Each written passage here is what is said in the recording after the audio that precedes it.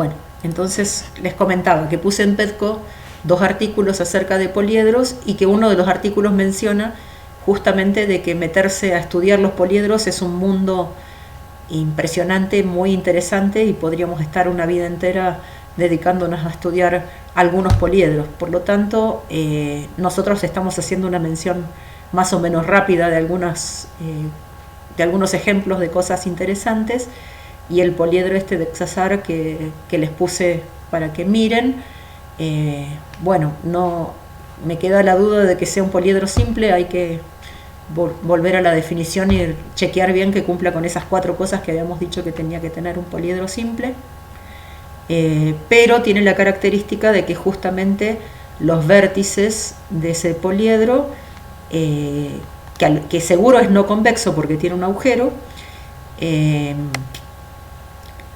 si no tiene diagonales tampoco, y el matemático es que lo inventó, que lo descubrió, que lo, no sé, que lo dio a conocer al mundo, se puso a investigar haciéndose esta pregunta: si existía algún poliedro no convexo que no tuviera diagonales, entendiendo por diagonal unir 2 vértices que no estén unidos por una arista, ¿no? Entonces, bueno, tan interesantes los 2 artículos, si los quieren mirar. Nos falta encontrar el videíto que prometió Marce de la proyección estereográfica, para que lo podamos entender, el teorema de Euler. Y bueno, comparto acá en pantalla entonces el Jamboard de...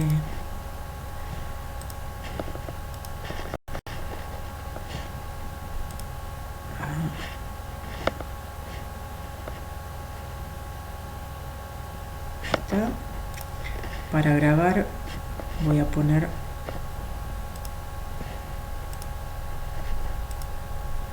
ahí, y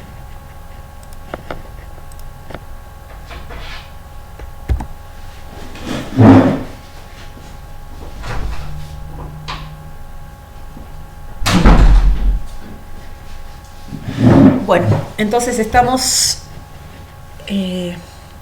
con el Jamboard del otro día, y repasemos un poquito lo que veníamos trabajando. En particular, los elementos que nos interesan de los poliedros para este teorema son las vértices, caras y aristas del poliedro. Obviamente que no estamos mirando ángulos diedros ni ángulos poliedros, y por ejemplo, este teorema de Euler tiene una conexión muy fuerte con un teorema que tiene que ver con la suma de los ángulos poliédricos de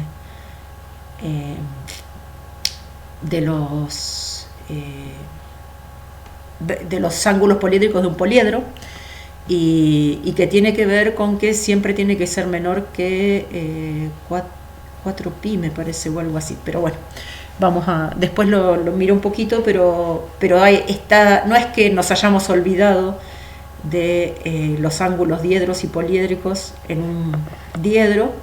un poliedro, digo, sino que el teorema que nos interesa relaciona las vértices, caras y aristas de un poliedro. Lo que habíamos observado es que hay ciertas relaciones entre el número de vértices y el número de aristas que se proponen un poquito como distinto de lo que le pasaba a los polígonos, donde la cantidad de vértices del polígono determinaba la cantidad de lados del polígono, porque hay n lados y n vértices, así que en el plano la relación entre elementos del polígono es muy, muy rápida. Hay la misma cantidad de vértices que de lados. En cambio, en el poliedro ya podemos ver que en un vértice tiene que haber por lo menos 3 aristas por el hecho de formarse ángulo poliedro, pero a la vez cada arista constituye 2 vértices. Lo mismo las caras, por lo menos tienen que tener 3 vértices y como mínimo, pero cada cara comparte con otra una única arista, entonces las aristas pertenecen a dos caras, y ese tipo de relaciones empezamos a jugar un poquito y a ver que se arman algunas relaciones interesantes entre estas cosas.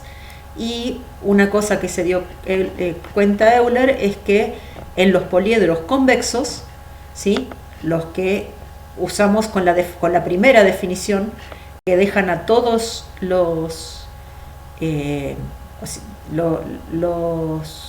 puntos determinados por una cara, el plano que determinan los vértices de una cara, deja al resto de los vértices todos en el mismo semiespacio. Entonces es bastante restrictivo lo que le pedimos a los poliedros convexos. Y en este caso, entonces, lo que descubrió Euler es que en un poliedro convexo, el número de caras más el número de vértices siempre es igual al número de aristas más 2. Y después lo comprobamos con prismas, con pirámides, con los poliedros regulares, y siempre esta cuentita nos dio 2. Y entonces íbamos mirando un poco cómo hacer una demostración, que no vamos a hacer una demostración 100% correcta, sino que los voy a convencer mediante algunos razonamientos que tienen que ver con cuestiones de topología. Lo que nos está pasando para que la demostración esté bien hecha es justificar que estas funciones y transformaciones que vamos haciendo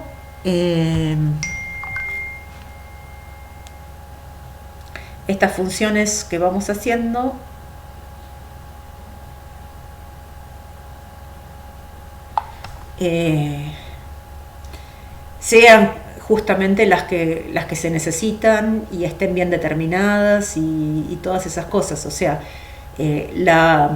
por ejemplo, la primera que usamos de la proyección estereográfica, hay que determinar que sea una biyección entre la esfera sacándole un punto y el plano, y hay que determinar que sea biyectiva y bicontinua, y hay que determinar varias cosas para poder asegurar que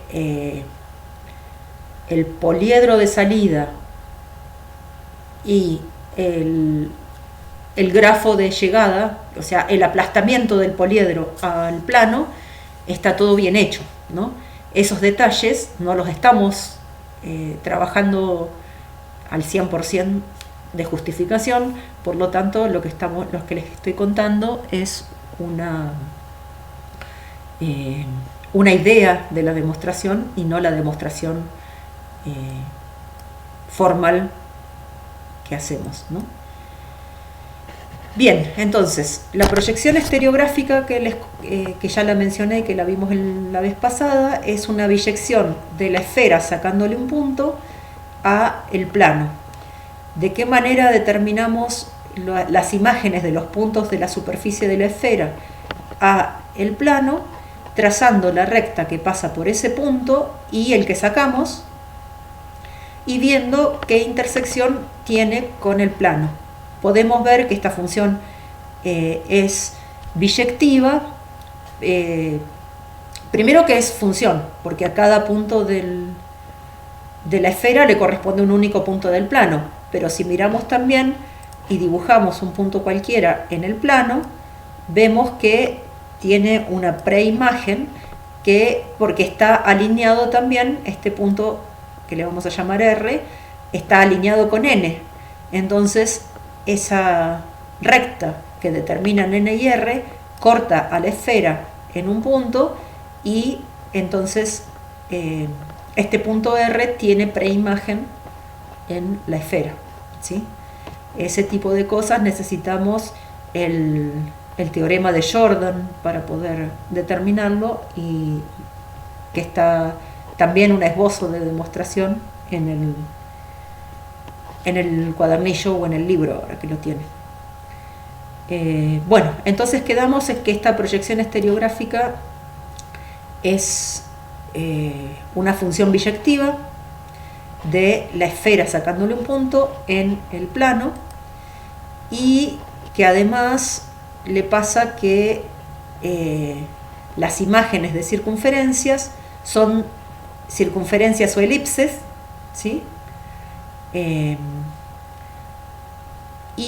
O sea, pero también pueden ser rectas cuando la circunferencia de la esfera le falta el punto porque pasa por el punto que sacamos para hacer la proyección, ¿sí? La imagen de un meridiano vendría a ser, si usamos la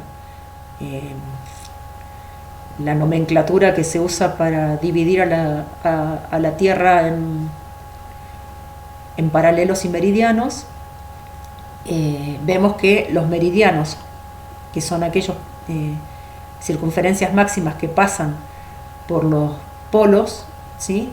Esos tienen como imagen rectas cuando hacemos la proyección estereográfica. Entonces, ¿cómo va nuestra demostración? Lo primero que hacemos es tener el poliedro, ¿no? Y armamos una función que la vamos a llamar I de iluminar, que nos manda el poliedro en la esfera, ¿sí? Entonces, lo que se hace es poner un punto interior al poliedro y trazar las semirrectas que nacen en ese punto y pasan por las aristas del poliedro. Por lo tanto, sobre la superficie de la esfera queda dibujado una cosa parecida al poliedro, pero con lados curvos, ¿sí? Entonces, lo primero que vemos es que esta función I es biyectiva del poliedro en la esfera. Entonces, teníamos una función S que era biyectiva de la esfera sacándole el punto a el plano. Entonces, la idea es que si hacemos la composición de la iluminación con la proyección estereográfica, esta función no es biyectiva simplemente por un punto que le está faltando acá, o sea, hay que sacarle n. Si a esto le sacamos la cara del poliedro de arriba, ¿sí? O sea, si al poliedro le sacamos la cara que proyectada termina en n, ¿sí? Entonces lo que vemos, podemos ver también igual que si en vez de pensar en el poliedro completo pensamos en las aristas del poliedro, entonces no tenemos ningún problema de que esta función compuesta I compuesta con F sea biyectiva, porque el que nos da problemas es la cara de arriba, y este punto n no es imagen de ninguna arista por la función iluminación. Entonces, si nos restringimos a pensar en lugar de en todo el poliedro, en las aristas del poliedro, ¿sí? Esta función resulta ser biyectiva del poliedro en el dibujo que queda hecha en la esfera, no en toda la esfera, porque nos estamos restringiendo solamente a las aristas del poliedro. Pero si pensamos, una arista se transforma en un segmento de esfera, y un segmento de esfera se transforma en un segmento en el plano, ¿sí? Entonces, lo que termina pasando es que cuando componemos estas dos cosas, la imagen del poliedro termina siendo lo que vimos en el poli como diagrama de Schlegel, ¿sí? O también se lo puede ver como grafo planar, por ahí, ¿no? Grafo planar del poliedro. Y este grafo,